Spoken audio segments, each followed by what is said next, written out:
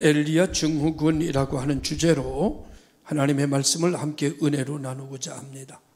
서울의 한 교회에 찬양팀을 읽으면서 수요 예배 주일마다 반주하는 아주 열심인 금야 철야까지 빠지지 않을 정도의 교역자 수준 정도의 신앙생활을 하는 한 청년 집사님이 있었습니다. 성도들은 그 청년 집사님을 볼 때마다 아이고 참 신실하고 정말 우리 교회 어떻게 이렇게 봉사를 열심히 하느냐고 칭찬이 자자했고, 목사님도 그 청년 집사님을 볼 때마다 우리 교회 보배라고 그렇게 격려하고 칭찬했습니다. 이제 그런데 그러던 어느 날 그가 갑자기 교회를 나오지 않는 거예요. 아니 이게 보배롭고 이렇게 열심히 신앙생활을 하던 이 청년 집사님이 왜 교회를 나오지 않을까 해서 전화를 했더니 전화도 안 받는 거예요. 그래서 부목사한테 신방을 가라고 해서 가보니까 문도 안 열어주는 거예요. 왜 그럴까? 무슨 상처를 받았는가? 그래서 시간이 좀 지난 다음에 담임 목사님이 이차 저차 해서 그 청년 집사님을 만나게 됐습니다. 그랬더니 그 청년 집사님이 담임 목사님에게 하는 내용이 이 내용입니다. 목사님, 전 너무 외롭습니다. 아무도 저를 이해해 주지를 않는 것 같습니다. 제가 이렇게 열심히 하는 것을 사람들은 다 당연하게 생각합니다. 저는 이제 더 이상 기도할 힘도 없고 교회에 나갈 힘도 없습니다. 생각해보면 하나님도 저를 외면하시는 것 같습니다. 이렇게 고백을 하는 거예요. 목사님이 얼마나 난감하겠어요. 아니 도대체 뭐 때문에 그런 생각을 하느냐고 묻지만 이 청년 집사님은 더 이상의 얘기를 하지 않습니다. 목사님은 그의 손을 붙잡고 기도하고 난 이후에 이렇게 대답합니다.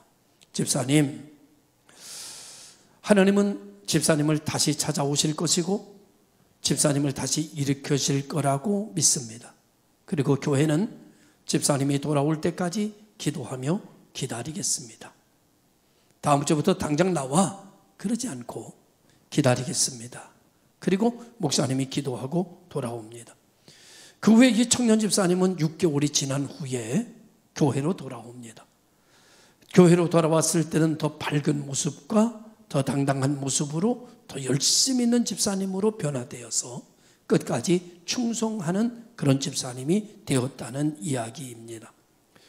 요즘 우리는 살아가면서 많은 사람들에게 번아웃이라는 얘기를 잘 듣습니다. 나 번아웃 된 것 같아. 성공했는데도 무기력하고 열심히 사는데도 왜 이렇게 공허를 해결할 수 없는가? 왠지 나 혼자 있는 것 같고 지금까지 내가 살아온 인생이 헛된 것 같고 무의미한 것 같고 그런 생각에 사로잡혀서 마음이 정말 실족하게 되고 용기를 잃어버리게 되고 의미를 상실해버린 상태, 이 상태를 우리는 번아웃이다 이렇게 이야기합니다. 최근에 한 대기업의 간부로 있던 사람이 회사를 그만두면서 이런 말을 했다고 그럽니다. 이제 더 올라간다고 해도 내게는 의미가 없는 것 같아서 내려가기로 결정했습니다. 진짜 중요한 것을 놓치고 있는 것 같으네요. 그리고 그는 회사를 그만뒀습니다. 이 시대는 겉으로는 성공해 보이는 것 같아도 마음은 사막같이 건조해진 사람들이 참 많이 있다고 봅니다. 하나님의 일에 목숨을 바쳤던 사람들, 그 중에 대표적인 엘리야도 예외는 아니었습니다.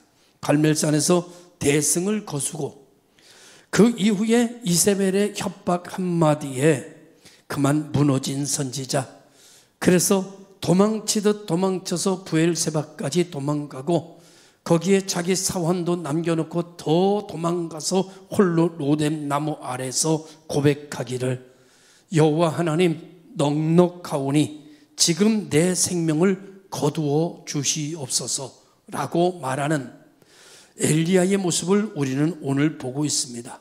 동시에 이 엘리야의 모습은 오늘 살아가는 현대인의 모습과 너무나 흡사한 모습이 아닐까 생각하여 엘리야의 증후군이라고 하는 이름으로 제목을 달았으나 사실은 사람들의 증후군이라고 볼 수 있습니다. 열심히 살았지만 마음이 무너지고 이제 그만하고 싶다는 생각이 드는 사람들, 이런 사람들이 이 한숨처럼 터져 나올 때 심리학자들은 이것을 포스트 아드레날린 크래시라고 부르더라고요. 이게 이름이 다 있더만요. 그런 상황이 큰 긴장과 성취 후에 인간의 마음과 몸의 에너지가 완전히 고갈 상태가 되었을 때 나타나는 무기력감에 빠지는 상태, 이 상태가 조금 지속되면 우울증의 전조 증상이라고 이야기합니다. 오늘 우리 모든 성도들이 이 시대를 살아가면서 열심히 살았는데 대부분 주부들이 중년을 맞이하고 그 다음에 아이들이 시집을 가고 이제 할 일을 다 했다 생각하면 이 증후군에 빠진다는 겁니다. 내가 내 인생은 어디 있나? 아, 옛날이요. 그런다는 거예요. 그리고 옛날로 돌아가고 싶다. 나는 누구를 위하여 무엇을 위해 살았는가? 내 인생이라는 무엇인가? 가치가 있는가? 이런 생각을 하면서 낙심하고 좌절하고 그 다음에 우울증에 걸린다고 그럽니다. 한 번쯤 여기 앉아있는 여러분들도 내 인생은 뭔가? 라고 하는 생각을 모두 다 가져봤으리라고 생각합니다. 왜? 나도 가져본 적이 있으니까. 목사도 갔는데 여러분들도 다 가져봤겠죠. 왜냐하면 인생 가는 길은 다 직업이 다르고 길이 달라도 다 겪는 일들은 비슷비슷하니까 말입니다. 오늘 본문은 열왕기상 18장에서 엘리야는 갈멜산의 영적 대결에서 큰 승리를 거둡니다. 850명이라고 하는 우상 제사장들을 이기고 불로 응답하시는 하나님이 표현되어 있습니다. 그리고 그 850명의 거짓 선지자들을 칼로 도력하여 다 죽이고 승리하게 되는 것을 보게 됩니다. 정말 이런 대승을 거뒀는데도 불구하고 그 이후에 이세벨의 말 한마디에 두려움에 떨며 광야로 도망합니다. 이것은 단순히 위기 회피가 아니라 신학적으로 말한다면 이렇게 말할 수 있습니다. 선지자의 정체성의 위기라는 거죠. 오늘 우리는 살아가다 보면 이 정체성이 흔들릴 때 제일 힘듭니다. 먹을 것이 없을 때도 힘들고 돈이 없을 때도 힘들고 직업이 없을 때도 힘들지만 정말 더 힘들 때는요, 내가 누군지 내 정체성이 흔들려 버리면은요, 먹어도 먹는 것 같지 않고 자도 자는 것 같지 않고 방황을 하게 되는 것이 정체성의 위기다, 이렇게 볼 수 있습니다. 이 엘리야는 그렇게 생각했던 것 같아요. 이토록 강력하게 역사하시는 하나님께서 왜 이세벨은 가만히 두시는 걸까? 왜 이세벨은 저렇게 썽썽하도록 두는 걸까? 이 질문이요, 오늘 우리들의 질문으로 바꾸면 이렇게 됩니다. 능력 많으신 하나님께서 내 병을 그냥 싹 고쳐주시면 좋을 텐데 왜 이렇게 그냥 아프게 하시고 침묵하시는 걸까?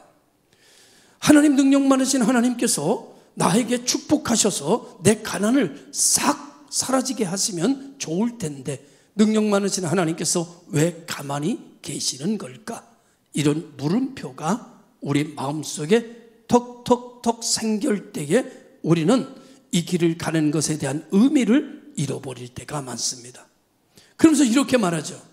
예배드리면 뭐래? 아무런 변화도 없는 것. 기도하면 뭐래? 응답도 없는 것. 내가 봉사하면 뭐래? 그대로인 걸.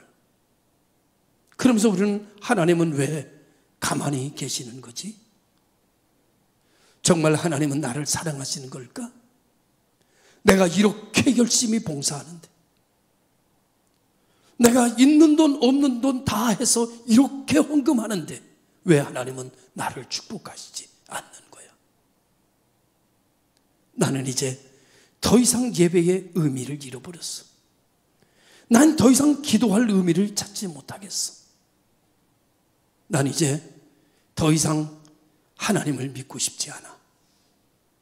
이런 것들이 엘리야의 증후군이라는 거죠. 그런데 우리 모두가 다 이런 것들을 살아가면서 경험하게 되더라고요. 저는 그런 경험을 지금으로부터 한 10년 전에 그 경험이 왔어요. 제가 우리 복있는 교회에 온 지가 1년, 2년 되는데 지금으로부터 한 10년 전에 이런 위기가 오더라고요. 설교를 열심히 준비하면 뭐래? 결국 안 들을 건데. 그러면 대충 해도 되지 않을까? 10년 동안 목회해도 변화가 없는데 더 이상 목회할 필요가 있을까? 나는 이 길을 뭐하러 가고 있지?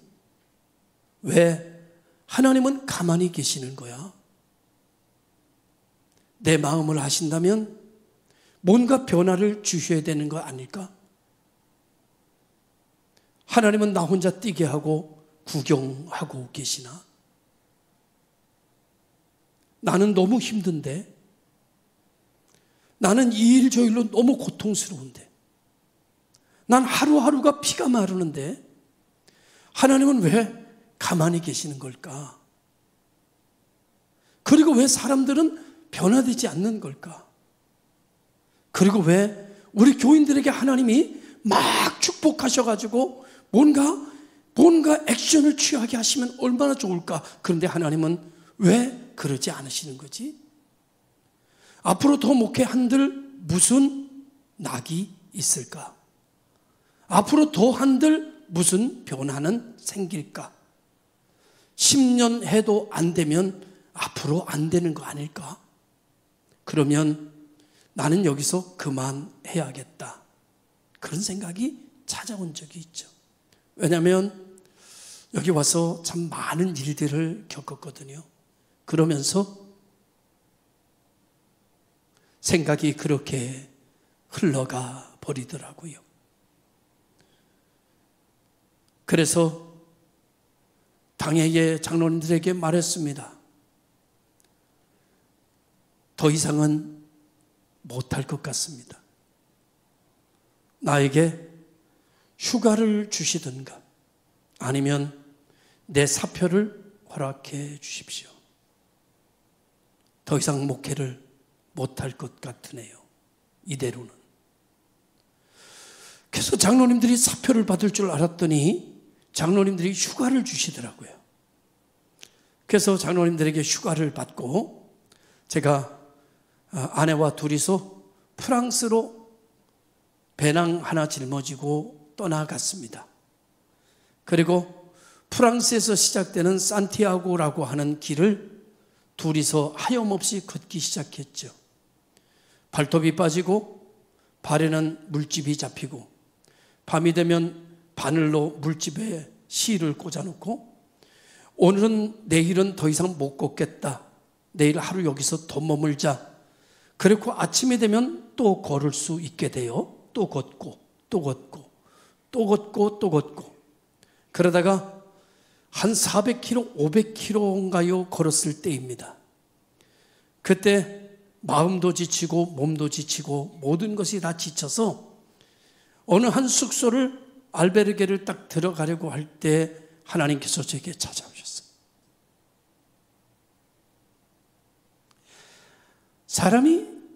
사람의 생각이 낮아져서 바닥에 탁 치니까 거기 하나님이 계시더라고요. 거기서 하나님의 음성이 들렸습니다. 제가 하나님 앞에 여러분에게 몇 번 얘기했지만 질문했죠. 하염없이 눈물이 쏟아지는 거예요. 멈출 수 없을 정도로 쏟아지는 거예요. 눈물 속에 제가 침묵 속에 마음속으로 이렇게 고백했습니다.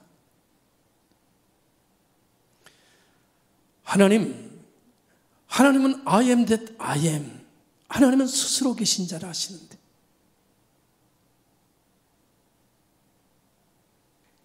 하나님 나는 누구입니까?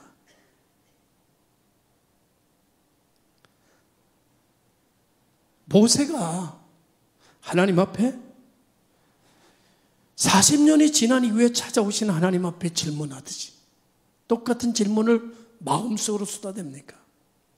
두 번째 이렇게 질문했죠. 하나님 나는 어디 있습니까? 나는 어디 있습니까?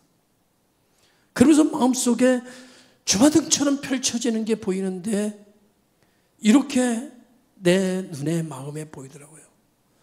내가 보니까 나는 어디 있습니까? 라고 질문하는 거 보니까 아빠도 있더라고. 남편도 있어. 목사도 있어. 그런데요, 나는 없어.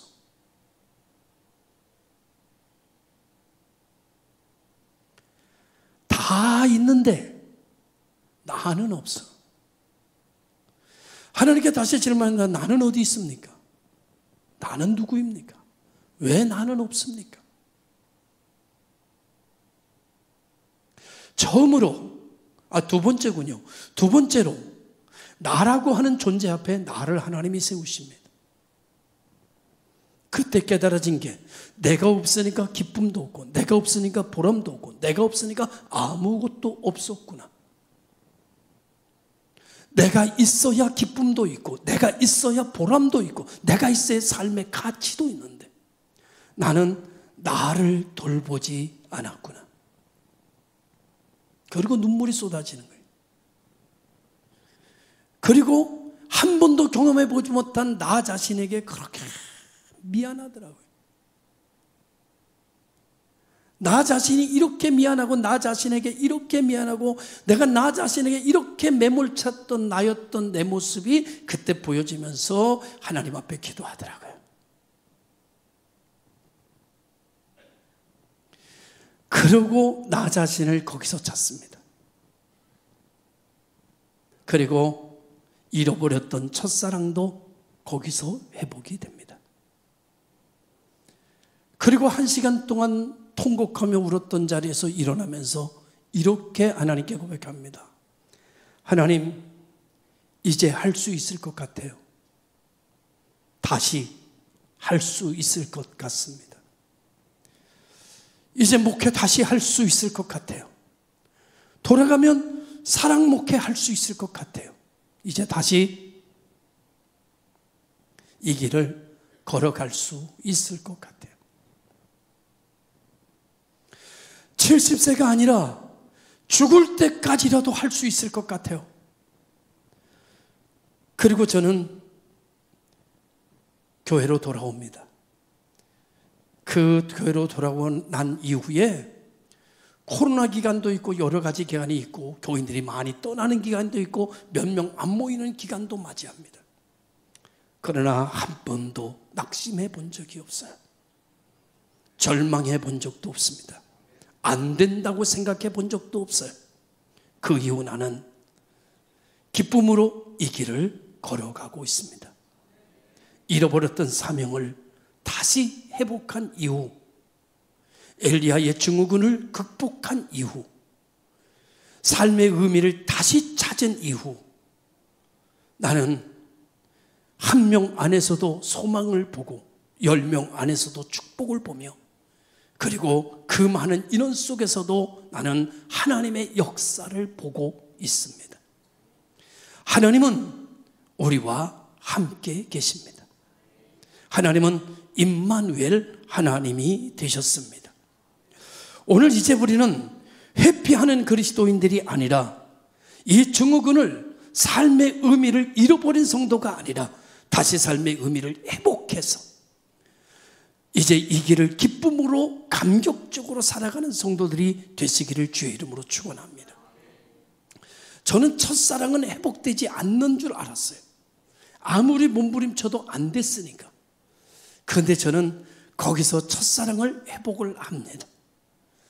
내가 처음에 예수 만나고 울었던 눈물이 거기서 다시 흐르고 그 눈물 끝에 희열에 사로잡혀 감사했던 그 감사가 거기서 다시 살아나기를 시작했습니다. 성도 여러분, 저를 그때 2달 휴가를 주신 것은 정말 잘하신 일입니다. 교회는 여러 가지로 힘들고 여러 가지로 어려웠는지 모르지만 그때 2달이 저를 살렸고 이제 제가 교회를 살릴 겁니다.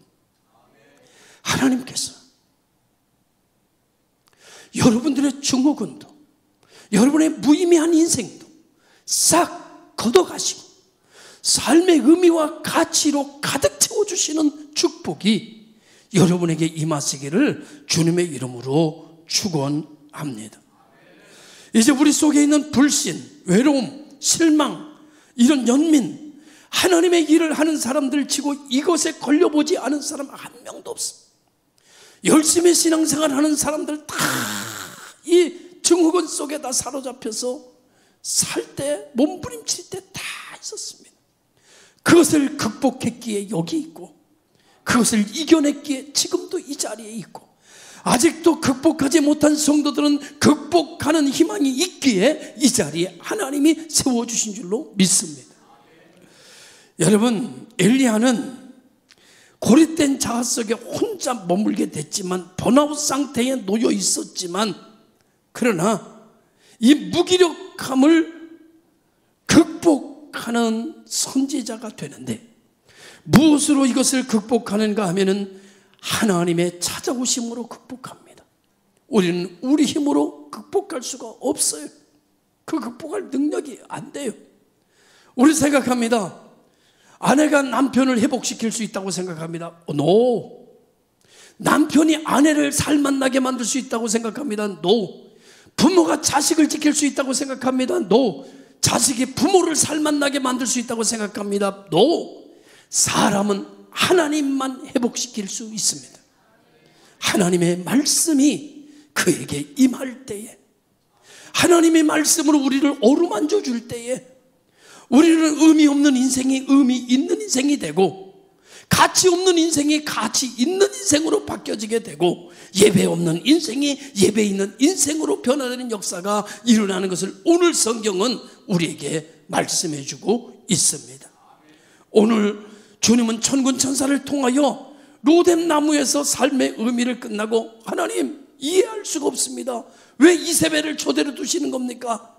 나는 정말 800년 선지자와 싸우고 지금 이렇게까지 했는데 하나님 이게 뭡니까? 라고 하면 난 이제 더 이상 이 길을 가고 싶지 않습니다 라는 엘리야에게 하나님은 천군 천사를 통하여 숯불에 떡을 구시고 물병을 가져다 놓으시며 천사가 지친 엘리야, 아무도 잠든 사람 엘리야를 깨울 수 없는 그에게 주님 찾아오셔서 흔들어 그를 깨웁니다. 절망한 그를 깨웁니다. 낙심한 그를 깨웁니다. 탄식하는 그를 깨웁니다. 천사가 깨우니까 그가 이제 떡을 먹고 물을 마시고 또 잠들었을 때 주님 또 찾아오셔서 천군 천사를 통해서 그를 어루만지셨어요. 나는 우리 성도들을 하나님이 어루만져 주시기를 원합니다. 쓰다머 주시기를 원합니다. 그래서 다시 치유되기를 원합니다. 그래서 다시 살아나고 새살이 돋아나는 그런 재단이 되기를 주님의 이름으로 축원합니다. 우리 성도들 삶 속에 지치고 여러 가지 생활에 지치고 그리고 예배에 지치고 말씀에 지치고 여러 가지 지쳐서 마음 잃어버리고 마음 둘 곳 없고 생각 둘 곳 없을 때 우리 주님 찾아오셔서 어루만져 주셔서 일어나라 일어나라, 너 할 일이 아직 남았다, 내 사명이 아직 남았다. 그래서 다시 한번 사명에 사로잡히고 다시 한번 열정에 사로잡혀서 이 길을 걸어가는 끝까지 순종해서 엘리야처럼 마지막까지 하나님의 뜻을 이루고 마지막에 불병과 불말들 통해서 엘리야를 죽음을 보지 않고 하늘로 데려가시는 것처럼 우리 성도들에게 이와 같은 큰 능력을 부어주시기를 주님의 이름으로 축원합니다. 호렙산에서 하나님은 그를 일으켜서 이 로뎀 나무에서 그를 일으키셔서 그를 어디로 데려가는가 하면은 그를 호렙산으로 인도하러 갔어요. 호렙산은 여러분 무엇을 상징하는 건가 하면은 하나님이 계신 산을 상징합니다. 오늘 이 시대에 우리 성도들은 하나님께서 깨워 일으키셔서 어디로 데려오시는가 하면은 하나님의 소리가 들리는 몸된 제단으로, 교회로 데리고 오시는 거예요. 그리고 호렙산에 데리고 오신 이후에 엘리야가 동굴 속에 들어가서 잠을 자니까 하나님께서 나타나시면 너 왜 동굴 속에 있느냐? 뭐 2차 저차 해서 여기 있습니다. 그러니까 그러지 말고 산 앞에 나와서 서라. 산 앞에 와서 서니까 하나님이 역사하시는데 바람이 확 불더니 바위가 막 터지기 시작하고, 바위가 터지니까 막 그 속에서 땅이 갈라지니까 거기서 막 불이 임하여서 막 역사가 일어나는데 그 가운데 하나님이 계시지를 않던 거예요. 그런데 여러분, 바위가 터지는 걸로도, 산이 갈라지는 걸로도, 불이 떨어지는 걸로도 엘리야를 회복시키지 못하는데, 그것이 다 끝난 이후에 하나님의 세미한 음성이 그에게 들리는 거예요. 하나님의 세미한 음성이 그에게 들리니까 엘리야가 살아나기를 시작합니다. 엘리야가 소송하기를 시작합니다. 엘리야가 다시 일어나기를 시작합니다. 삶의 감의와 삶의 가치와 사명의 가치를 다시 붙들고 엘리야는 선지자의 모습으로 굳건하게 세워지는 모습을 보게 됩니다. 누가 일으켰어요? 하나님의 말씀이, 하나님의 세미한 음성이 여러분 마음에 터치할 때 우리는 살게 되는 거예요. 숨 쉴 수 있게 되는 거예요. 하나님의 말씀은 살아있고 운동력 있어. 여러분, 하나님의 말씀이 들리는 곳으로 오십시오. 오늘 하나님의 말씀이 안 들려? 다음 주 또 오세요. 다음 주에 안 들려? 들릴 때까지 오세요. 들리면 삽니다. 들리면 영생입니다. 들리면 축복입니다. 하나님의 음성이 내가 들리면 내 인생이 80이라 할지라도 살맛 나는 인생으로 바뀌어지는 역사가 일어나게 되는 것을 믿으시기를 주님의 이름으로 축원합니다. 하나님은 세미한 소리로 엘리야를 만나고 나서 다시 사명을 주십니다. 너는 돌아가라. 하나님께서 나에게 복 있는 교회로 돌아가라 하셨던 것처럼 너는 돌아가라. 돌아가서 여러분, 그는 자기의 선지자의 후배, 제자 엘리사를 키웁니다. 그리고 엘리사를 다 키워서 자기를 대신하게 되었을 때에 하나님은 그를 하늘로 데려갔습니다. 사명을 다하는 종들에게 하나님은 그의 영혼을 하늘로 인도하십니다. 오늘 우리가 이 땅에 사는 동안 여러분, 하나님이 이해되지 않을 때가 너무나 많아요. 왜 하나님이 이렇게 하시는지 답답할 때가 너무나 많아요. 하나님 그냥 말씀 한마디면 될 텐데, 하나님 역사 한 번이면 될 텐데 왜 이렇게 하시는지 이해되지 않을 때 많아요. 세상은 이해되는 게 아니에요. 세상은 그냥 하나님을 믿는 거예요. 할렐루야. 그리고 여러분, 하나님은 이 땅에서 우리를 영원히 살게 하시는 분이 아니에요. 오늘 우리가 믿어줘도 안 믿어줘도 의심이 돼도 안 의심이 돼도 하나님만 믿고 가는 사람을 어디로 데려가요? 하나님이 트레이닝 시킨 이후에 전적으로 하나님만 바라보고 이렇든 저렇든 하나님만 믿고 따라가는 훈련시킨 이후에 하나님 우리를 천국으로 데려가시는 거예요. 할렐루야. 땅에서는 내 뜻대로 되는 게 아닙니다. 땅에서는 하나님이 천국 데려가기 위해서 그냥 훈련시키는 거예요. 트레이닝 시키는 거예요. 연단시키는 거예요. 다 연단이 끝나고 나면 엘리야를 불병과 불말로 하늘로 데려갔던 것처럼 사명 다 감당한 사람, 끝까지 믿음의 길을 걸어간 사람, 하나님은 천국으로 데려가시는 거예요. 할렐루야. 우리 모두 여기 있는 분들 증후군에서 벗어나서 다 나중에 100년 안짝에 천국에서 다 만나는 성도들 되시기를 주님의 이름으로 축원합니다. 다시 일어나자. 다시 승리하자. 다시 기도하자. 다시 예배하자. 끝까지 내가 이해가 되지 않아도 믿음으로 믿음에 이르는 복 있는 성도들 되시기를 주님의 이름으로 축복합니다. 기도하겠습니다. 참 좋으신